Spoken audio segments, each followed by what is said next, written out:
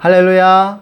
우리가 주의 교회 주일 영상 예배 함께 해주시는 모든 형제 자매님들에게 주님의 은혜와 평강이 함께 하시기를 축복합니다. 이 시간 2020년 8월 23일 주일 예배를 주기도문으로 시작하겠습니다. 함께 주님 가르쳐 주신 기도 하겠습니다. 하늘에 계신 우리 아버지여, 이름이 거룩히 여김을 받으시오며 나라가 임하시오며 뜻이 하늘에서 이루어진 것 같이 땅에서도 이루어지이다. 오늘 우리에게 일용할 양식을 주시옵고 우리가 우리에게 죄 지은 자를 사하여 준 것 같이 우리 죄를 사하여 주시옵고 우리를 시험에 들게 하지 마시옵고 다만 악에서 구하시옵소서. 나라와 권세와 영광이 아버지께 영원히 있사옵나이다. 아멘. 지난주에 풍랑을 잠잠케 하신 예수님에 대해서 묵상했었습니다. 제자들이 예수님과 함께 배를 타고 이동하고 있었습니다. 그때 바다에 큰 풍랑이 일어나고 폭풍우를 만나게 됩니다. 그때 제자들은 무서워하며 예수님을 깨우게 되고 예수님께서는 일어나셔서 바다와 풍랑을 잠잠케 하시는 것을 보게 됩니다. 그리고 제자들을 부드럽게 꾸짖으십니다. 왜 이렇게 무서워하느냐? 어찌 믿음이 없느냐? 말씀하시는 것입니다. 우리는 인생이라는 바다를 항해하는 인생 항로를 살아가고 있습니다. 우리는 인생의 항로에서 때로 기대치 않았던 풍랑과 폭풍우를 만나기도 하죠. 그러나 우리가 늘 기억해야 할 것은 우리의 삶 가운데 예수님이 살아계신다라고 하는 것입니다. 때로 예수님은 죽은 듯이 잠자고 있는 것처럼 느껴질 때도 있습니다. 그래서 우리가 하나님을 향해서 울부짖기도 하고 항의하기도 합니다. 그러나 예수님은 우리의 인생 항로에서 모든 폭풍우를 잠잠케 하시고 우리를 소망의 항구 가운데로 인도하시는 우리의 인생의 선장이시고 또한 1등 항해사시라고 믿습니다. 우리가 풍랑을 잠잠케 하신 예수님을 묵상하면서 또 그 예수님을 바라보면서 인생에서 만나는 모든 문제와 어려움들을 극복해 나가고 이겨나갈 수 있기를 소망합니다. 이 시간 우리가 풍랑을 잠잠케 하신 예수님을 바라보면서 함께 기도하기 원합니다. 우리 함께 기도할 때는 예배를 위해서 함께 기도합시다. 폭풍의 한가운데서도 우리와 함께 해주시는 하나님께 먼저 감사의 기도를 올려드리며 우리의 죄와 허물을 회개하고 성령의 충만함을 간구했으면 좋겠습니다. 그리고 우리의 예배를 방해하는 어둠의 세력을 대항해 영적 전쟁에 승리하기 위해 함께 기도하겠습니다. 기도합시다. 하나님, 우리 인생 항로의 선장이 되어주시고 또 1등 항해사가 되어주신 예수 그리스도로 인하여 감사와 찬양을 드립니다. 주님, 폭풍의 한가운데서도 늘 우리와 함께 하시고 또 바다와 풍랑을 잠잠케 하시는 예수 그리스도를 찬양하고 또한 감사드립니다. 하나님, 이 시간 정말 우리의 죄와 허물을 주님의 보혈로 덮으시고 정결케 하여 주시기를 원합니다. 죄의 세력을 이기게 하여 주시고 세상의 그 모든 유혹 시험들을 물리치고 주님을 따라갈 수 있도록 축복하여 주옵소서. 거룩하게 하여 주옵소서. 성령님을 초청합니다. 성령님, 이 시간 충만하게 임하여 주시기를 원합니다. 성령님 기름 부음으로 우리를 하나님의 임재 가운데로, 하나님의 거룩한 지성소 가운데로 인도하여 주시옵소서. 이 시간 나사렛 예수의 이름으로 정사와 권세와 이 어둠의 세상 주관자들과 하늘에 있는 악의 영들 꾸짖고 결박하고 제하노니 떠나갈지어다. 아버지, 예배에 승리하는 승리자들 될 수 있도록 축복해 주시옵소서. 감사하며 존귀하신 주 예수님의 이름으로 기도했습니다. 아멘. 우리 이 시간 믿음으로 주님을 바라보며 함께 찬양하시겠습니다.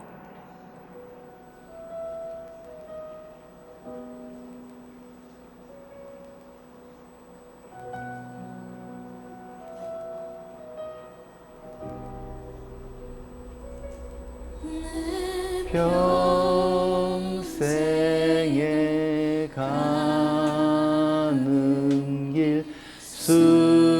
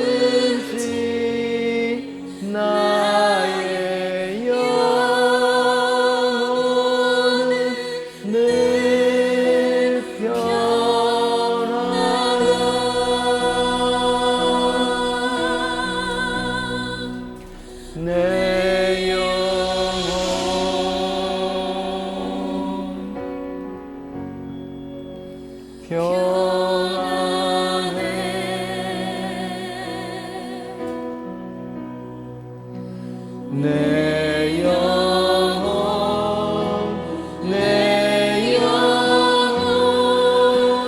평안해.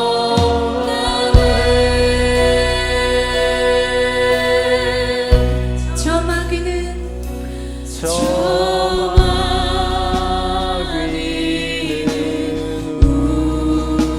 우리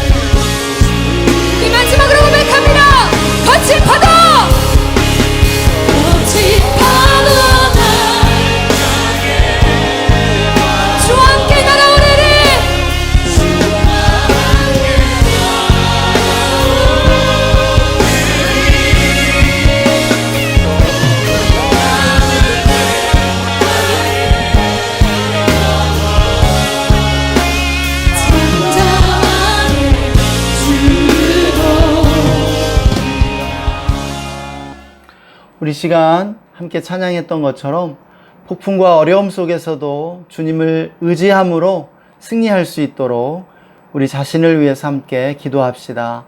또 계속해서 우리나라와 사회를 위해 기도하기를 원합니다. 코로나와 또 남북 간의 평화, 또 정치와 경제의 어려움들을 위해서 우리 함께 중보해 주시면 좋겠습니다. 마지막으로 또 세계와 선교지들을 위해서, 선교사님들을 위해서 함께 기도하겠습니다. 함께 기도합시다. 하나님, 폭풍과 어려움 가운데서도 늘 우리와 함께 하시고 그 모든 폭풍을 잠잠케 하시는 예수 그리스도를 의지함으로 주여 감사합니다. 폭풍 같은 어려움들, 문제들 주님께 다 올려드리오니 주여 우리를 긍휼히 여겨주시고 붙잡아 주시옵소서. 폭풍을 잠잠케 하신 예수님의 이름으로 나아갑니다.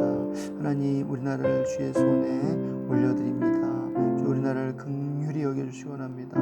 코로나가 팬데믹을 앞두고 있습니다. 치료하여 주시옵소서. 아버지, 백신과 치료제가 속히 개발되고 속히 종식되게 하여 주시기를 원합니다.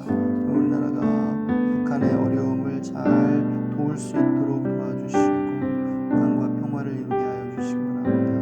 북한의 모든 상황들을 아버지 고쳐 주시옵소서. 하나님, 정치적으로 경제적으로 난관에 처해져 있습니다. 아버지, 정치적으로 안정되고 또 경제가 회복될 수 있도록 주님 은혜를 베풀어 주시옵소서. 하나님, 또한 전 세계를 축복합니다. 바빴고 어려움 가운데 있는 이들 찾아가 주십시오. 하나님, 또한 정말 선교지들을 기억해 주시고 우리 선교사님들 가정을 돌보시며 아버지 승리케 하여 주시옵소서.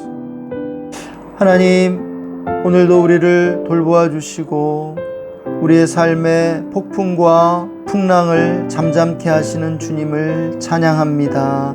이 시간 주님의 은혜를 의지하여 나아갑니다. 은혜로만 나아갑니다.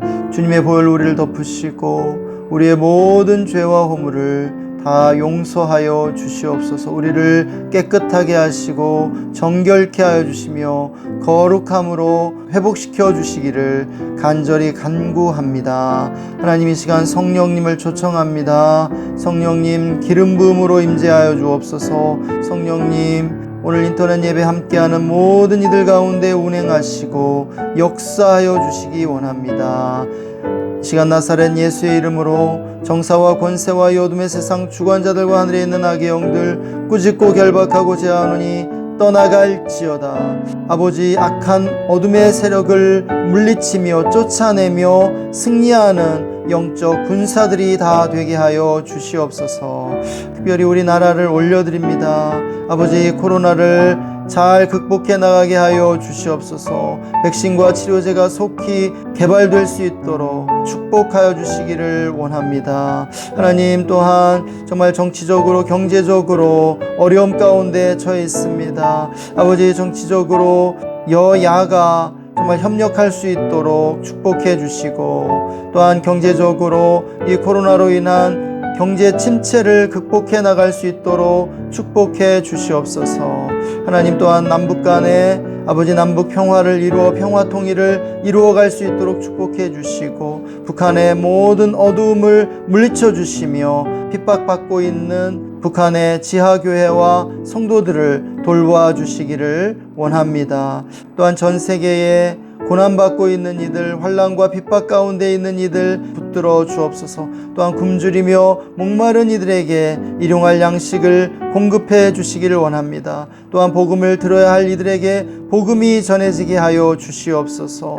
또 전 세계에서 하나님 나라를 위해 쓰는 우리 선교사님들을 기억해 주시고 붙잡아 주시고 그 필요를 공급하여 주시며 기도에 응답해 주시기를 원합니다. 오늘도 우리 예배를 받아 주심을 감사합니다. 홀로 모든 영광과 찬양을 받아 주옵소서. 감사드리며 존귀하신 주 예수님의 이름으로 기도했습니다.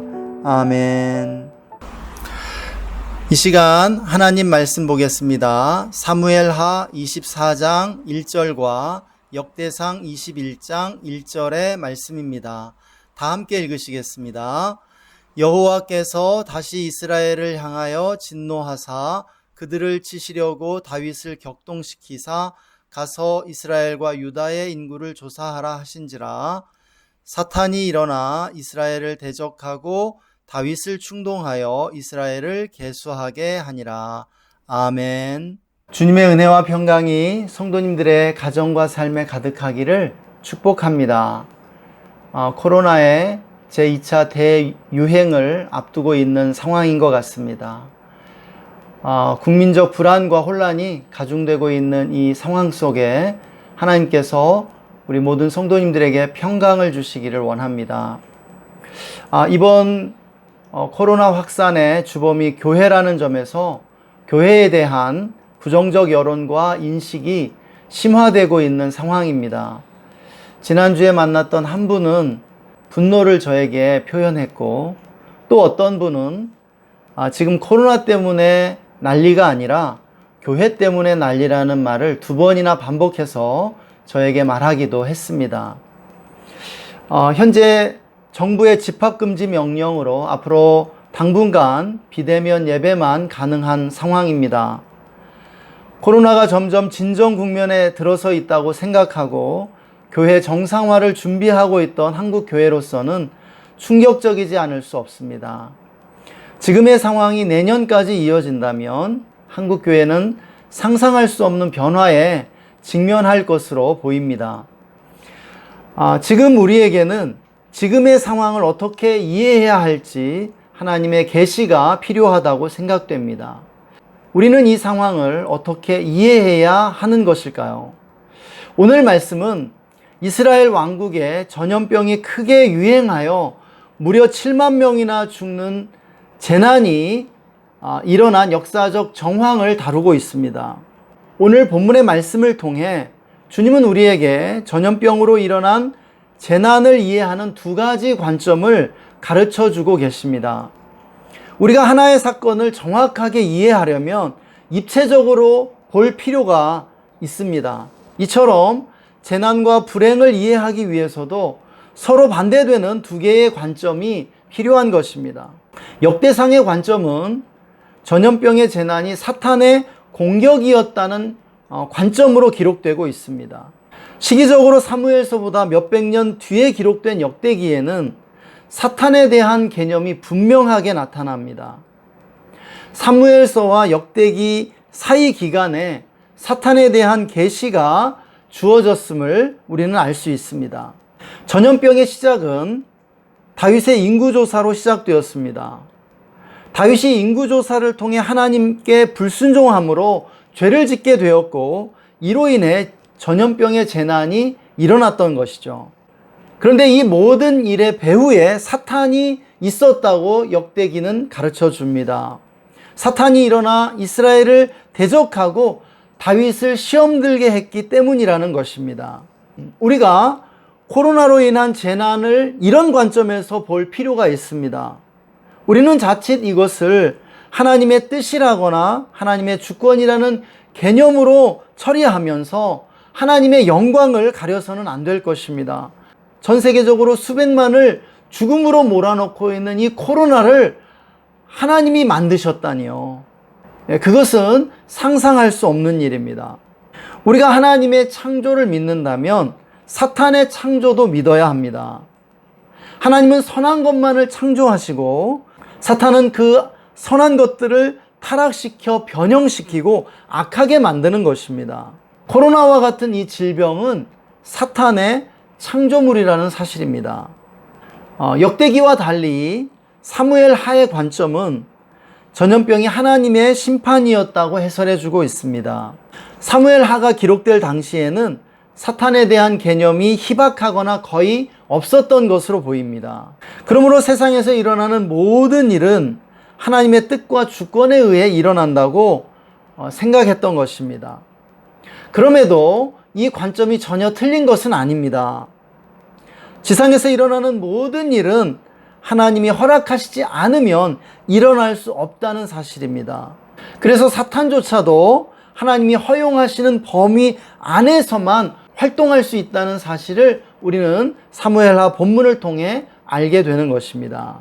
따라서 이 2가지 관점을 조합하여 다윗 시대에 일어났던 전염병 재난을 이해해 보면 다음과 같습니다. 다윗과 이스라엘 백성의 영적 안일함과 죄로 인해 사탄이 틈을 타 공격했고, 하나님께서는 그것을 다윗과 이스라엘 백성의 영적 각성과 회복을 위한 심판으로 사용하셨다는 것입니다. 본문에 기록된 전염병은 다윗 말년에 일어난 사건으로 역사적으로 다윗 시대에서 솔로몬 시대로 넘어가는 전환기적 사건이었습니다. 저는 코로나도 구시대에서 새로운 시대로의 전환을 앞당기는 전환기적 사건이 될 것이라고 믿습니다. 그렇다고 해서 대재난이 그냥 자연히 전환기적 사건이 되는 것은 아닙니다.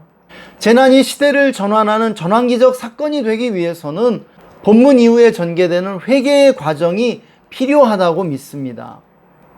다윗은 이스라엘에 닥친 전염병의 재난 앞에서 하나님 앞에 철저히 회개하게 됩니다. 회개는 두 가지 활동으로 이루어집니다. 먼저 후회가 있어야 합니다. 자신의 행동이 잘못되었음을 알고 자신의 과오를 인정하는 것입니다. 이것이 선행되지 않고는 회개가 일어나지 않습니다. 그러나 후회만으로 끝나도 진정한 회개가 될 수 없습니다. 후회 다음에 과오를 시정하는 구체적 돌이킴이라는 두 번째 활동이 필요한 것입니다.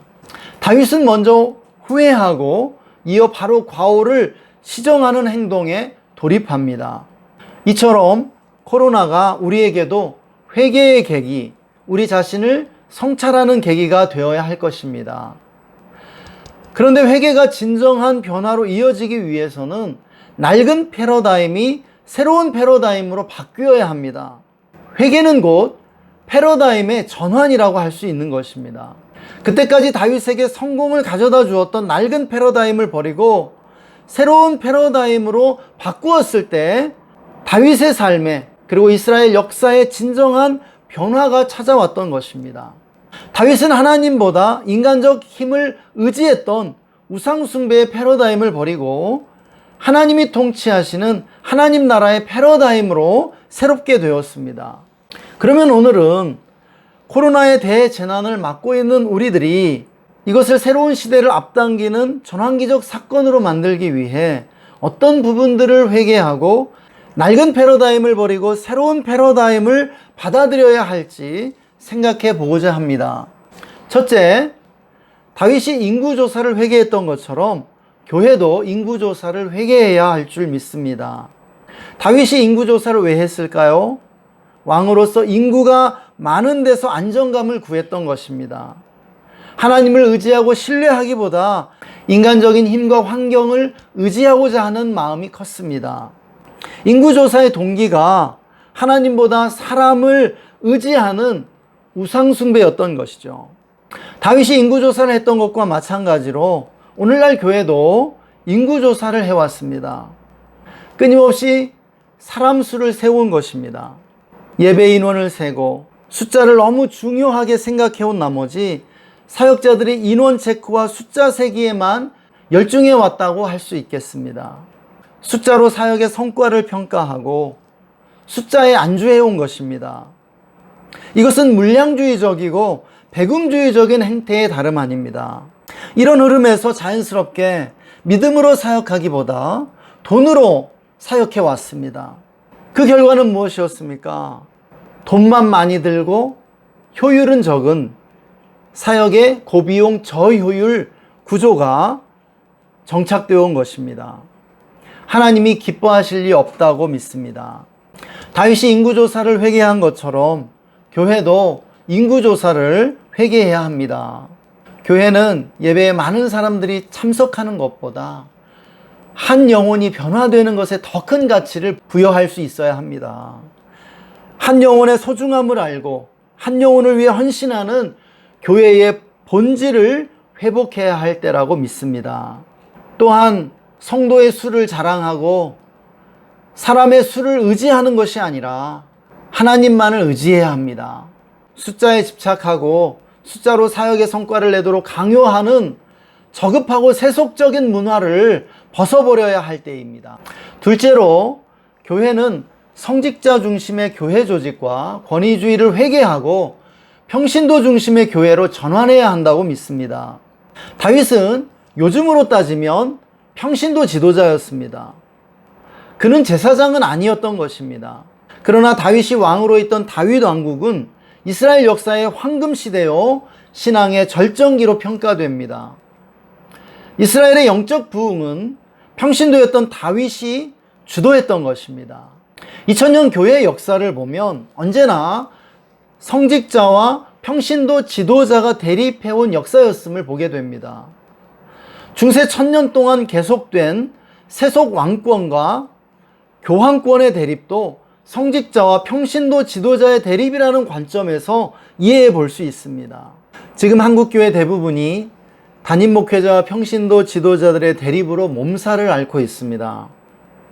교회는 목회자 중심이어야 합니까? 평신도 지도자 중심이어야 합니까? 교회는 목사의 것입니까? 평신도의 것입니까? 교회는 어느 편의 것도 아니고 하나님의 소유인 줄 믿습니다. 담임 목회자 중심일 때도 평신도 지도자 중심일 때도 언제나 부작용은 있기 마련입니다. 어느 것이 옳으냐에 대한 다양한 의견이 있을 수 있습니다. 그러나 무엇이 좋은가에 대한 대답은 상황에 따라 다르다는 것입니다. 옳은 대답은 항상 역동적이라는 사실입니다. 고정되어 있는 것이 아닙니다. 과거에 한국 사회에서는 목회자들이 존경받았습니다.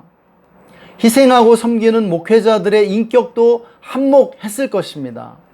그렇지만 문맹률이 높고 학력 수준이 낮았던 시대에 좀 더 배웠다는 이유만으로 존경받기도 했던 것이 사실입니다. 유교 사회였던 우리나라는 지식을 숭상해 왔기 때문에 배운 사람을 존경하는 전통이 확립되어 있었습니다.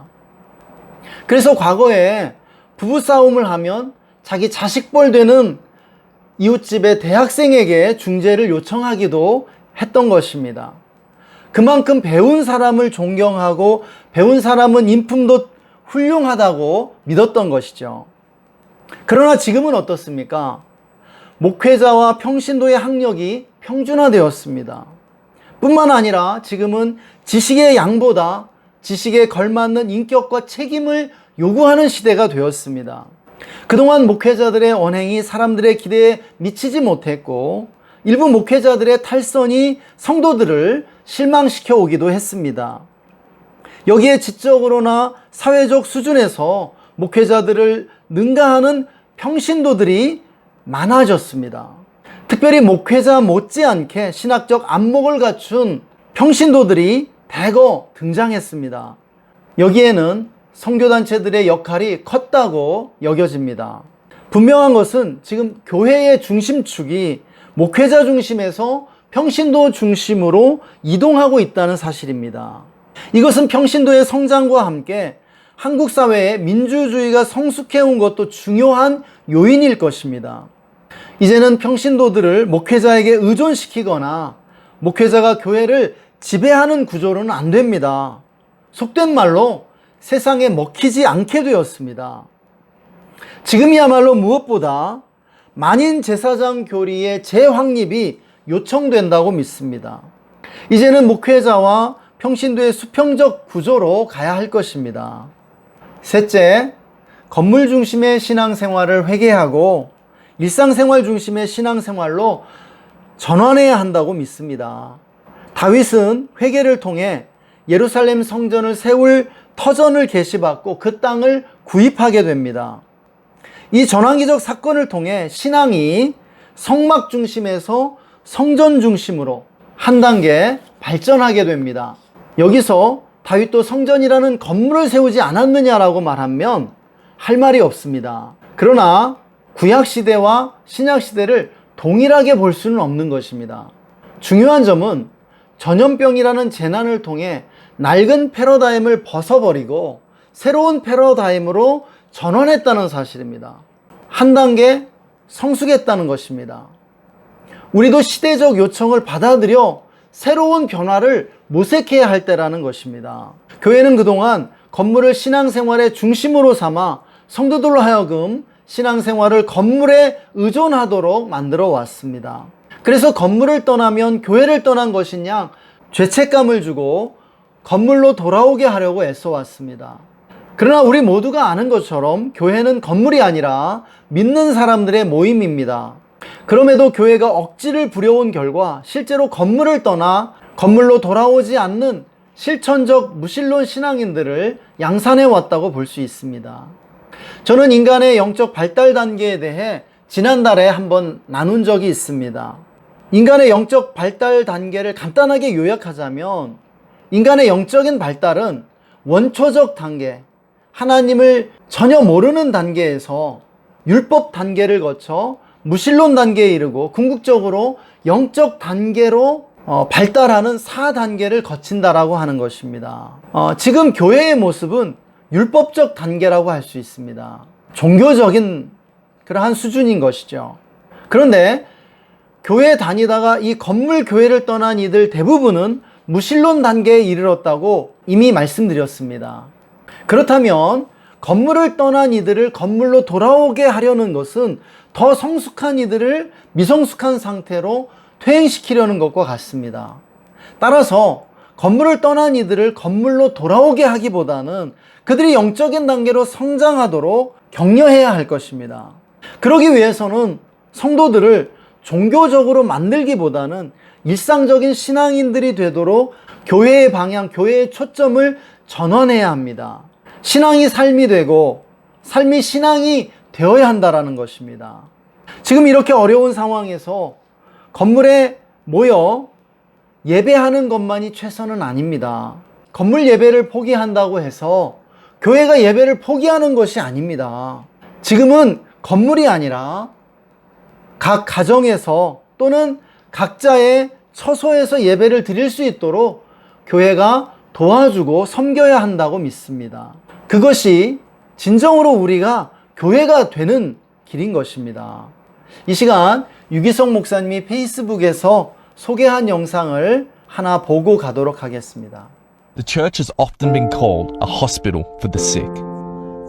And the Western world is more sick than ever before. Not just with COVID-19, but with a pandemic of fear. Likely end up infecting most people in the Very world. concerning. You're concerned? Very. Coronavirus panic shopping. Yet for the first Sunday in history, many church buildings look like this. Virus has church after church Dozens cancel Sunday services because of the Churches outbreak. will be suspended. What does this mean for the church and for the world? If the church is a building, then what happens when they're closed? If it's an event, then what happens when they're cancelled? And how do we respond in a world that has never looked so shaken?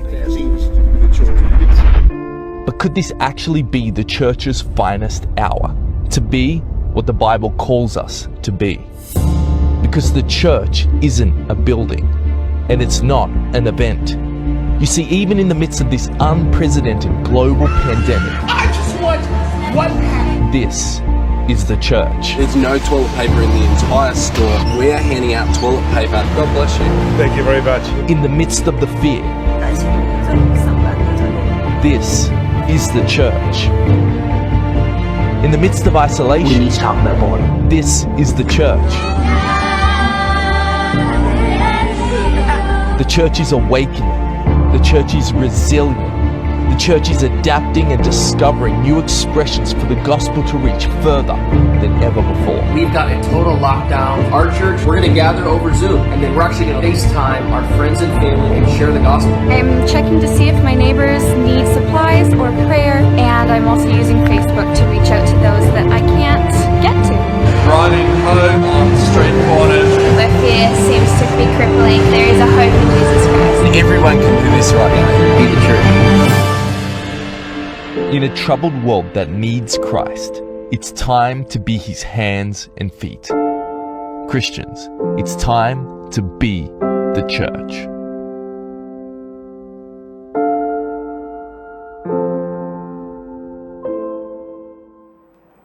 마지막 넷째이자 결론입니다. 다윗이 자신의 교만을 회개했던 것처럼 교회도 교만을 회개하고 겸손해져야 합니다. 겸손은 무엇입니까? 다 내 탓입니다. 제가 잘못했습니다. 이렇게 자신을 낮추는 태도입니다.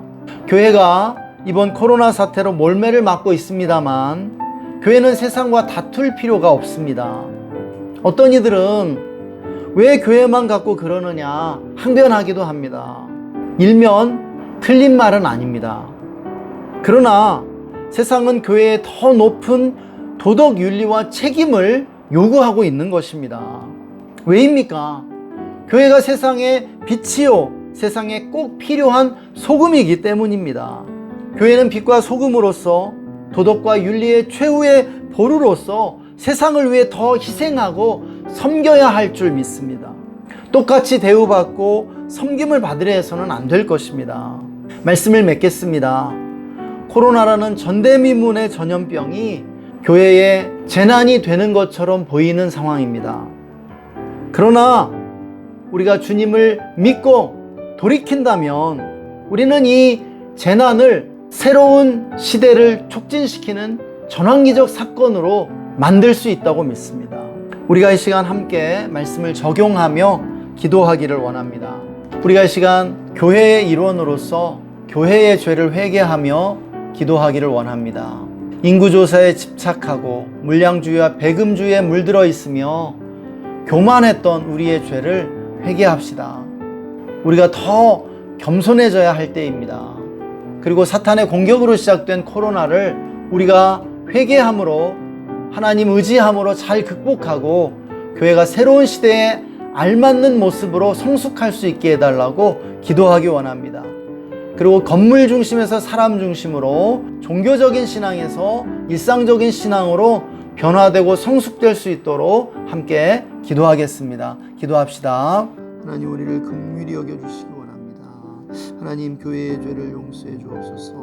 정말 인구조사를 하며 숫자에 집착하고 끊임없이 예배 인원을 세웠던 우리의 죄를 용서해 주옵소서. 예배 인원에 따라 정말 천국과 지옥을 오고 가며 숫자를 숭배해온 우리의 죄를 용서해 주십시오. 또한 배금주의와 물량주의로 아버지 믿음으로 사역하지 않고 돈으로 사역해왔던 우리의 죄를 용서하여 주시기를 간절히 간구합니다. 한국교회를 정결케 하여 주시옵소서. 코로나를 통해 한국교회를 새롭게 하여 주시고 이 새로운 도전에 직면하여 한층 성숙된 모습으로 나아갈 수 있도록 하나님 축복해 주시기를 간절히 간구합니다. 아버지, 코로나라는 재난을 우리가 회개하고 하나님 의지함으로 잘 극복해 나갈 수 있도록 축복해 주옵소서. 정말 새로운 시대를 앞당기는 전환기적 사건으로 만들어갈 수 있도록 아버지, 우리가 회개하고 아버지 새로운 시대에 맞는 아버지 교회의 모습으로 성숙해 나갈 수 있도록 축복해 주기 원합니다. 돌이키게 하여 주시옵소서. 우리를 새롭게 하여 주시옵소서. 아버지, 우리의 신앙이 성숙해 가기를 원합니다.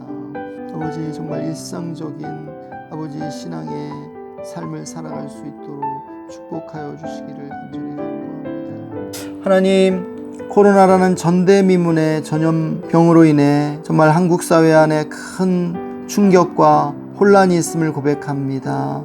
하나님, 한국 사회를 그리고 한국 교회를 치유하시고 새롭게 해주시기를 원합니다.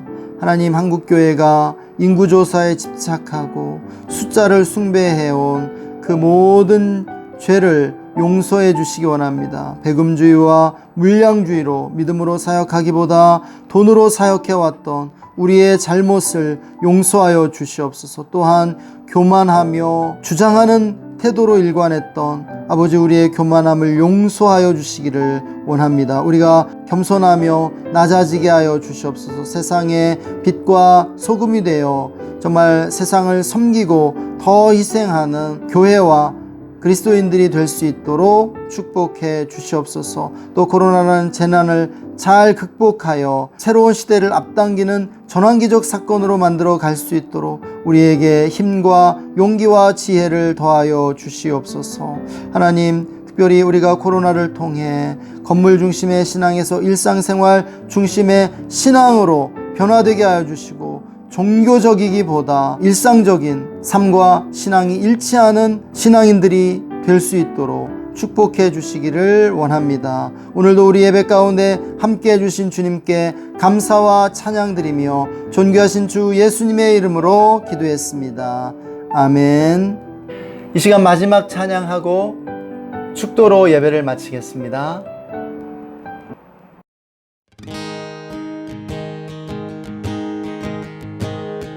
우리는 주의 움직이는 교회, 이곳은 주님을 위한 자리. 내가 기도하는 모든 땅 위에서 하나님 예배 받을 그날을 고대하네.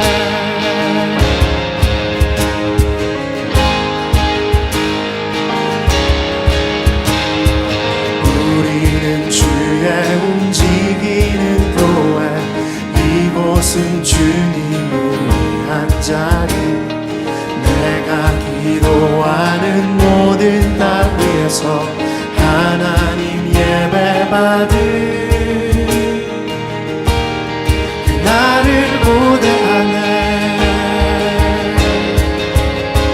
날 노래로 주님의 성전을 지으리. 높임을 받으소서. 이스라엘의 찬송 중 거하신 주님을 거룩하십니다. 두 손 들어 주님의 보좌를 만들고 온 맘 다해 경배하리. 구름 날개 사이에 임하신 것처럼 내 위에 임하소서. 우리는 주의 움직이는 교회, 이곳은 주님을 위한 자리. 내가 기도하는 모든 땅 위에서 하나님 예배 받을 그날을 고대하네. 날 노래로 주님의 성전을 지으리. 높임을 받으소서. 이스라엘의 찬송 중 거하신 주님을 거룩하십니다. 두 손 들어 주님의 보좌를 만들고 온 맘 다해 경배하리. 구름 날개 사이에 임하신 것처럼 내 위에 임하소서. 하나님 우리가 이곳에 섰으니 이 땅을 치유하소서. 하나님 우리가 어디에 있든지 주를 높이리라. 열방들아 주님을 송축할지어다. 그 발 아래 입맞추라. 영원한 통치자 주 예수 그리스도, 그는 위대하신 왕. 하나님 우리가 이곳에 섰으니 이 땅을 치유하소서. 하나님 우리가 어디에 있든지 주를 높이리다. 열방들아 주님을 송축할지어다. 그 발 아래 입맞추라. 영원한 통치자 주 예수 그리스도, 그는 위대하신 왕. 그는 위대하신 왕. 그는 위대하신 왕. 우리는 주의 움직이는 교회, 이곳은 주님을 위한 자리. 내가 기도하는 모든 땅 위에서 하나님 예배 받을 그날을 고대하네.